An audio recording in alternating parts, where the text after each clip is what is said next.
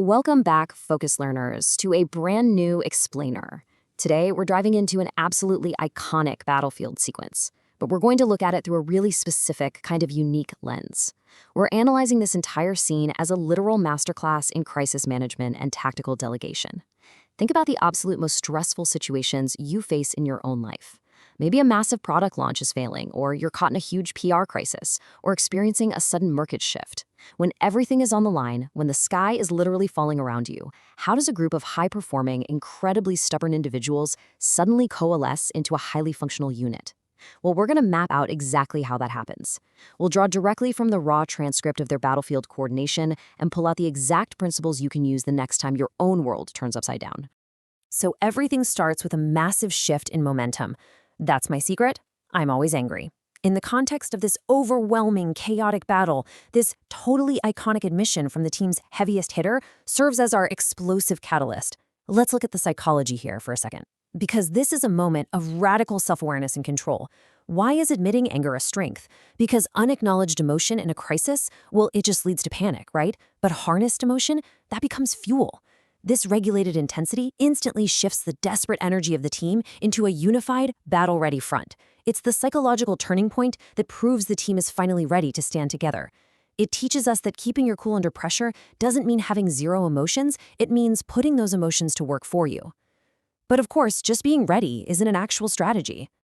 So that brings us to Section 1, the shift to teamwork, establishing command.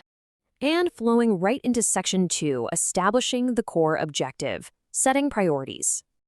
Okay, this is a vital moment in any high-stakes scenario. The very second the immediate, in-your-face threat is temporarily addressed, the group instinctively defers to a single leader.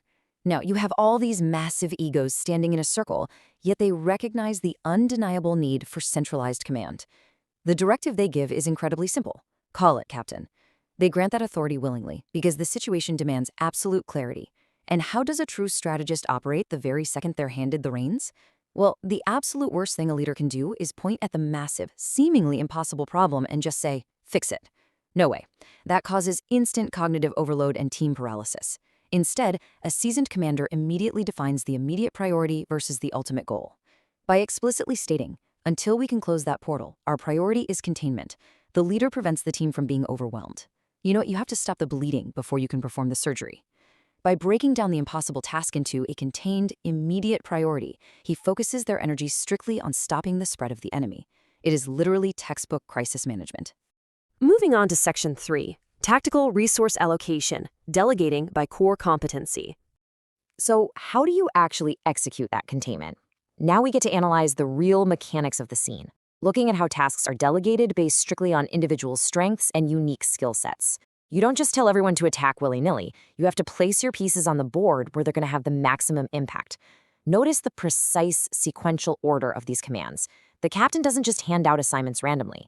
He builds an architectural strategy for urban defense, literally layering it from the sky down to the streets. Step 1, secure aerial vantage for surveillance. Why start with the high ground? Because data and visibility dictate the rest of the battle. Step 2, establish a wide perimeter to keep the threat contained. Step 3, bottleneck the enemy right at the source. Step 4, hold the ground to protect the civilians. And finally, Step 5, unleash the heavy hitter to cause maximum disruption. It is just a cohesive, top-to-bottom tactical masterpiece. This exact division of labor ensures that every single tactical gap is filled, totally transforming a group of individuals into a synchronized military unit. Let's break it down. Barton is sent to the roof because he absolutely needs eyes on everything to call out patterns and strays. Stark is given the 3-block perimeter to turn enemies back or to ash. Thor is assigned to the portal bottleneck to slow them down. The captain and Natasha take the ground to keep the fighting localized, and for the Hulk, the instruction is beautifully simple: smash. Contrast that with the highly specific boundaries given to Stark. This right here is a profound lesson in management. Great leaders do not micromanage their experts. They just point them in the right direction and let them do what they do best. The big takeaway for us is that effective delegation isn't just handing out tasks like a checklist. It's about matching the task to the talent and tailoring your communication style to the person receiving the orders. All right, Section 4, Improvisation under Fire, Adapting to Real-Time Feedback.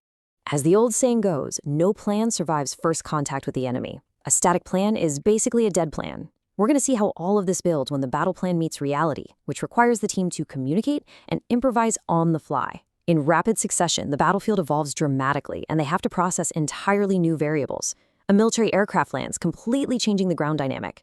Stark starts pulling strays off the streets, realizing he needs to use the city's tight corners to his advantage. Meanwhile, Thor autonomously takes on a whole squadron down on 6th Avenue. Notice how the team isn't waiting around for a huddle, they're executing and adapting simultaneously. This perfectly mirrors the ODA loop: observe, orient, decide, and act, which is a strategic concept used by fighter pilots and Fortune 500 CEOs alike to outpace a crisis. Notice how perfectly they leverage real-time intelligence here. Stark identifies a critical enemy weakness mid-flight. They can't bank worth a damn. He immediately pivots from a defensive stance to an offensive advantage, using the tactical environment to force the enemy to crash. Simultaneously, the rest of the team acknowledges autonomous successes, noting Thor engaging on 6th Avenue without needing a formal invitation. They are constantly feeding information back into the group loop. Think about your own work environment for a second. How often do we totally fail to feed our small successes back into our team's communication loop during a stressful project? By constantly updating each other, they turn the physical constraints of the city's architecture into a strategic advantage.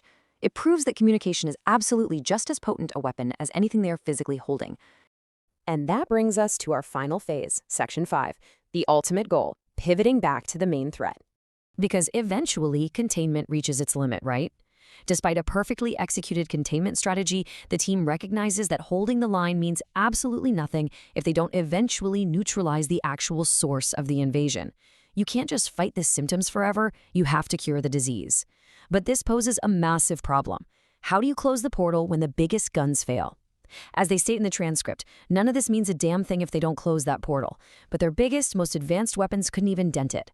This brings us to a really critical realization in any crisis. What happens when your standard operating procedures, your conventional weapons, your massive corporate budgets, what happens when they simply can't touch the objective?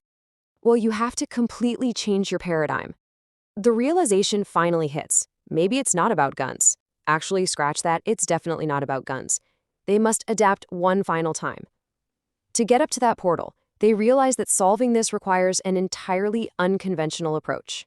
It requires physical elevation, an improvised ride, and a literal boost from a teammate.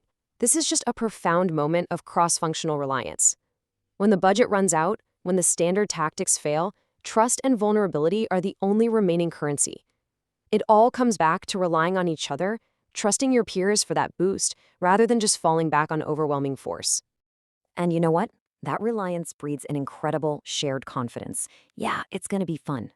We see the ultimate result of this leadership masterclass. Through clear direction, prioritizing goals, trusting in delegated competencies, and adapting to real-time feedback, they transformed overwhelming, terrifying odds into an eagerly accepted challenge.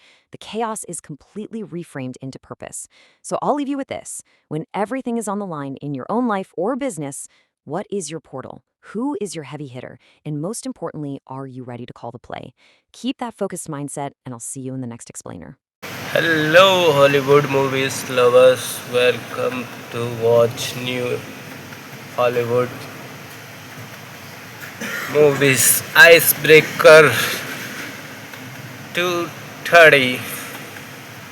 And this is story and watching for and like and subscribe adventure stories and more activities adventure. Hey YouTube, this last activities and my small activities, though not mass content, is my content. Okay YouTube, thank you guys.